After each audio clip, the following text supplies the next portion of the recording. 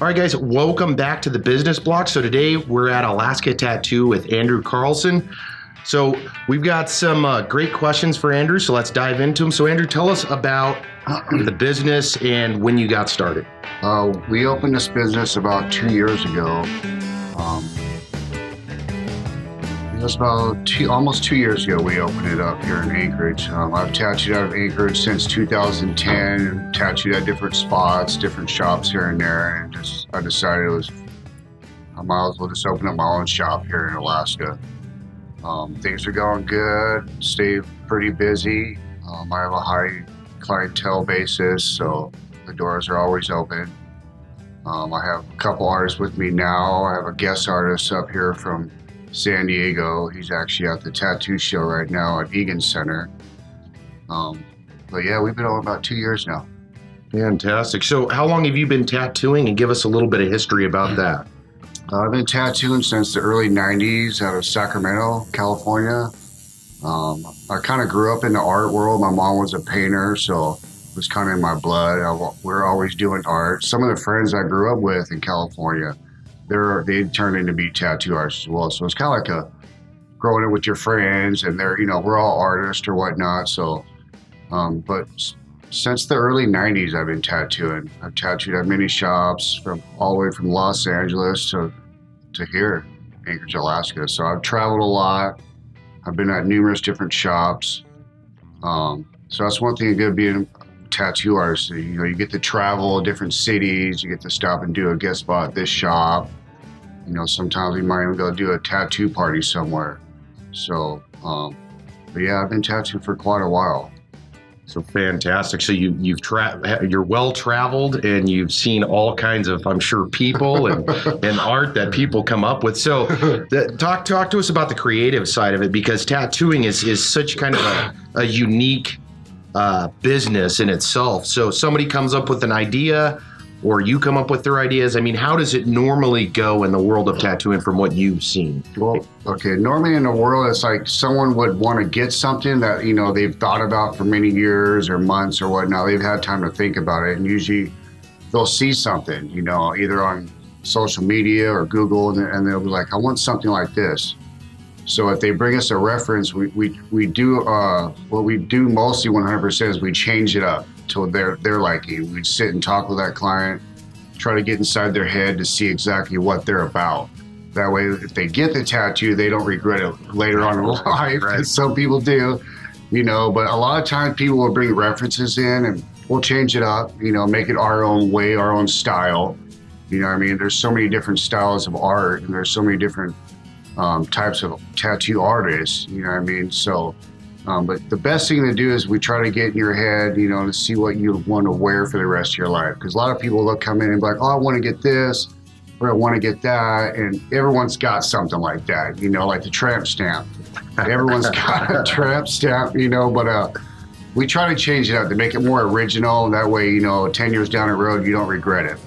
That's pretty much what a lot of artists do. Well, some artists, but that's what we try to do.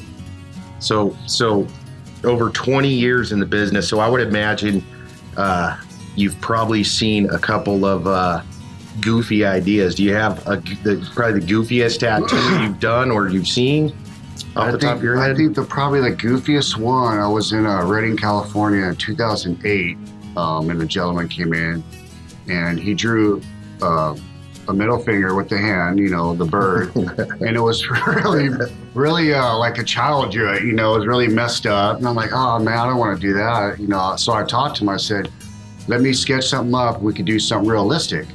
He goes, oh no, man, I want it just like this. And I'm like, so I denied him. Like, no, I don't want to do that. Because my name's on it. So. He goes, oh man, I won't say nothing, I even give you $100 tip. So I was like, yeah, you know what? After talking to him a little, I ended up doing it. But when you look at it, you're like, oh, it looks like a 5-year-old did it. Oh, my goodness. But that's probably the most goofiest tattoo I've ever done, honestly. No, that's wow, that's a good one. Yeah. So you were obviously a part of the tattooing culture. Now you have a shop. How big of influence was all of the tattooing publicity? I mean, because in the 90s, tattooing and being tattooed was still kind of a I guess kind of the underlying social thing to do, and then the end of the 90s into the 2000s, it blew up. I mean, you've got the poster in the background of one of the big guys that helped influence it. Oh yeah, Corey Miller. Yep. Yeah, He's one of them. And then of course all of the Discovery Channel, like History Channel. I mean, every channel. And then obviously on social media right now, Hart and Huntington. I mean, there's so much publicity around tattooing, or was, not so much recently. But do you feel that impacted kind of the people coming in or being drawn to tattoos? Yeah, in a way it is. Like, let's say in the early 80s and 90s, there were certain styles of tattooing back then. A lot of it was like traditional style, but things change. Just like any kind of job or, technology, as years go by, everything changes and it gets better, So it seems like from the mid 90s all the way up, more advanced artists were coming into the organization of the tattoo world and creating just, realistic portraits or realistic style itself. And the artists nowadays are just like, they're off the hook, they really are. But each year it gets better and better, and each year every artist gets better and better, so then more people see it, and, and you'll see some tattoos, you're like, wow, is that really a tattoo? Compared to the 90s, like we said earlier, you'll see a tramp stamp, or the lines might be blowing out, or it looks traditional, thick outlines. But the style of art today, it's way advanced. It's definitely way advanced. There's a lot of amazing artists out there, that, they just keep doing what they're doing. A lot of them, they grew up, as they grew up, they went to art school, and each and every day, every artist gets better and better and better, So the more you put into it, the more you get out of it. No, that's an absolutely great point. And so you feel that it's just added that higher level of quality to that's fantastic. Yeah, it's just like the cars we have. We have 2017 vehicles, and they're just, everybody's trying to do something different, to make it more better. So that way, it's kind of like eye candy, Somebody would see something like, oh man, that's really cool, and it grabs their attention. So, that's like art nowadays. It's, like I said, it's like eye candy. So you always want to do something really nice, so it grabs someone's attention, because you can do something kind of bland and it doesn't really belong there, and the colors aren't really popping. So that's kind of like, people aren't going to really pay attention to it. You know what I mean? So. Absolutely. So 20 years, I mean, you've had to have done thousands and thousands of tattoos. So, it being you're almost a contractor, right? Yeah. Throughout the years, even though you've worked at different shops and you've guested and now you own your own shop, but being kind of that contractor and creating your own style and your own images. And when people come to you with ideas, I mean, where do you, I guess, get that creative, and how do you continue to be on your cutting edge to keep producing? I mean, like I said, you own a shop now, and you're building your name even probably bigger than ever, Right. Well, like I said, each and every day you got to do something. You got to hustle. You always got to hustle. You always got to be creative at what you're doing. So every day is different. What I mean? There's times that we'll do something different from each and every day, but if we get like a design that we really don't like, but they kind of want to keep it that way, we'll kind of change it up to it's more liking, and we know that everyone's going to see it, and then they're going to like it. As far as running the business, you got to go to work every day. You got to hustle, just like any job that you have. The more you put into something, the more you get out of it. That's pretty much how that works in the tattoo world. So you got to be dedicated, 100% dedicated to what you got to do. It's kind of like, tattoo artists, this is our life, so the more you put in, the more you get out. Right. So for any aspiring tattoo artists or somebody trying to get into this, I mean, what are some words of advice that you would give them on both the good sides and I guess the bad sides? You had to have seen, if not yourself, some other artists that may have struggled because of certain reasons, or maybe weren't as accepting to people's ideas, or whatever it may be. So what advice would you give someone that's looking at either starting their own business in the tattoo world or just becoming an artist? Well, becoming an artist, it's hard if you don't have the potential skills already as an artist on paper. It's usually best if you don't have any kind of art skill, that you should probably take an art class to kind of learn the aspects of art, you know what I mean? And then in the tattoo world nowadays, it's pretty hard to get into a shop unless you know somebody. But if you have amazing art on paper, then, and a shop sees that, if they have the time, they'll train you to put that art on someone's skin, but a lot of dedication, man. That's just how it is. You got to be dedicated, just like anything you do in your life, so, every artist is different, some will say this and some will say that, but it just depends on, you got to be really flexible. You really do. It's, and then you're tattooing on a client, and most of the time you're their counselor, you listen to their stories and you talk to them and this and that. So, it's going to be very, very flexible at this business. It really is. Good. So through your experience, I mean, has there been any kind of big hurdles though? I mean, the influx in people, or have you worked with any artists that you felt, maybe they were either too arrogant under their own styles? I mean, what about that side of it? Because you're kind of the tattoo world, again, is such a unique business environment, because like yourself, prior to owning the shop, I'm sure you spent small and long stints in areas, and I'm sure, if not now, then you're going to have people that are, or you have a guest right now, right? So, I mean, how does that work from, the business side of it? And how do you kind of lock in, especially running your own business now, to offer the best of the best, right? Well, it's in that case, if you have a bunch of artists working underneath you and the shop owner wants it to be a certain way, as far as so the public sees it that way, it's a continually, consistently. So you got to be consistent at everything you do. Some artists have egos, they think they're God, or they think they're the best tattoo artist in town, and they have that attitude. Usually in the tattoo shops, you gotta let that go. Because, a client sees that and they see your work and it's really not that good. They're thinking you're just talking out your neck, but yeah, there's been hard times and good times, every artist is different, like I said. I've had plenty of artists working for me here in Alaska. I've had plenty in California working for me. So it's hard, it really is. If you find someone that's on the same page as you, then everything should be sweet as butter. Otherwise, you're like, okay, so I'm going to let you go, but it's just like any job that you do. You have some coworkers that could be an ass. Some can be pretty cool, so, it's consistently consistent. You always got to be on top of things, especially when you're running a business. People, they always look at the reviews majority of the time. They check it out. The reviews are the best thing. Our shop page has amazing reviews. So yeah, it depends every day when you're working at a shop. Some shops are different. The shop has been rated like one of the top shops up here. A lot of people go to other shops and they don't like it, or they don't like the artist's attitude, which a lot of times you'll get artists that have attitudes for some reason. Either what they went through in their life, or they think whatever they think, but it's like a restaurant. You always got to make sure that the customer's satisfied. That's how it works in any kind of business that you run, Absolutely. So I guess a personal question, and I've been asked this because I had it with a tattoo when I was younger. I got a buddy to tattoo me, which is the worst mistake. Don't ever do that.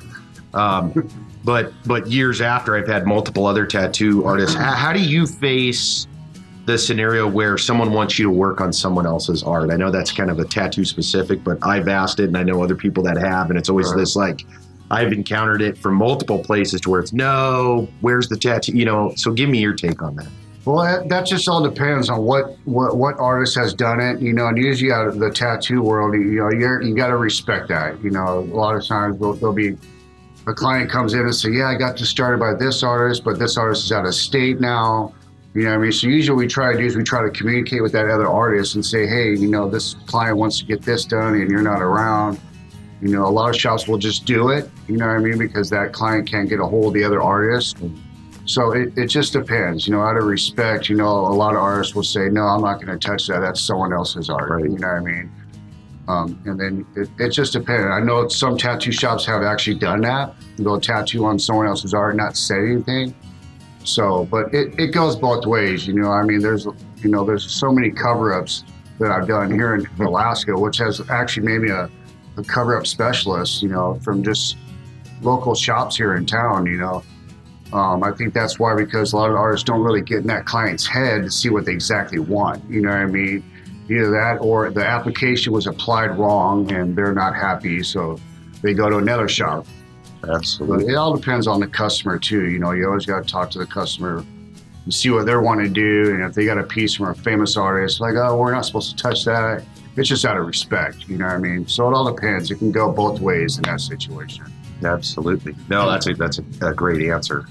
So with your business, because I that's how I met you, was on social media. So talk a little bit about that. I mean, obviously you have a shop, your main business is tattooing, but a supplement that I think all businesses are starting to gear toward is the online marketing, right? I mean, because that's number one, it's free for the most part unless you pay someone to do it. Number two, especially in this world, how else can you get your art out with such a large venue? Then Instagram, then Facebook, if you're on Twitter or on YouTube or whatever it may be. So from your perspective, you know, talk to us a little bit about running the tattoo parlor and how you've integrated social media, because I think you're doing fantastic there. You incorporate a little bit of this world plus your personal world, which is a good thing because then it tells your story. Right. So talk to us a little bit about that.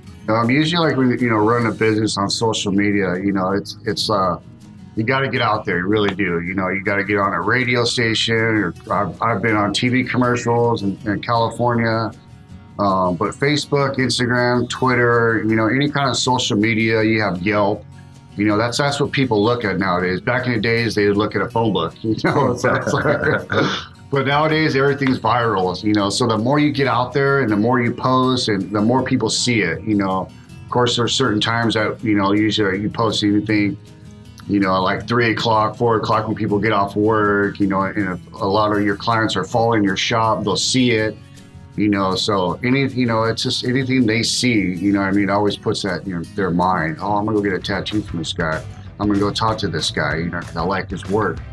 But yeah, I've been doing Facebook and Instagram for years now, and I stay pretty busy with just the work that I do. So one thing about tattoo, people like to see really good tattoos, nice, clean tattoos. And that's what brings more business. It's just like eye candy. It's kind of like a really nice Corvette driving down the street. People are going to look at it. So anything that grabs their attention. Social media, it's definitely the top rated thing right now for free advertisement. And there's definitely a lot of money in it. Absolutely. So we're going to get ready to wrap this up real quick. So obviously want to thank Andrew for taking the time today, but also, do you have any kind of parting words? And then we'll let everybody know where you're located in all of your social media pages. So any parting words for anybody that's watching this? Yeah, our shop page on Facebook, AK Tattoos, and we have an Instagram, which is @Alaska Tattoos. We're located right behind City Diner Restaurant. It's our landmark right here on Minnesota, 3020 Minnesota Drive, right next to the dollar store and the pie spot. You can check out our page, look at our reviews. You can always give us a call. We have a call number on the Facebook page. The average in Alaska is about $150 an hour. We do a lot of military deals. We're doing $100 an hour for military. So a lot of times, if we see something we don't have in our portfolio, we'll give you an extra deal on it just to put it in there. So you guys need to come by and check it out and enjoy our beautiful weather that we have. Absolutely. All right. Well, thank you, Andrew, for thank you. Coming on to Business Block. We'll put all of his links below on the description. So if you guys are looking for the shop or any of his information, that's also below. Thank you guys for tuning in. Until next time, take care.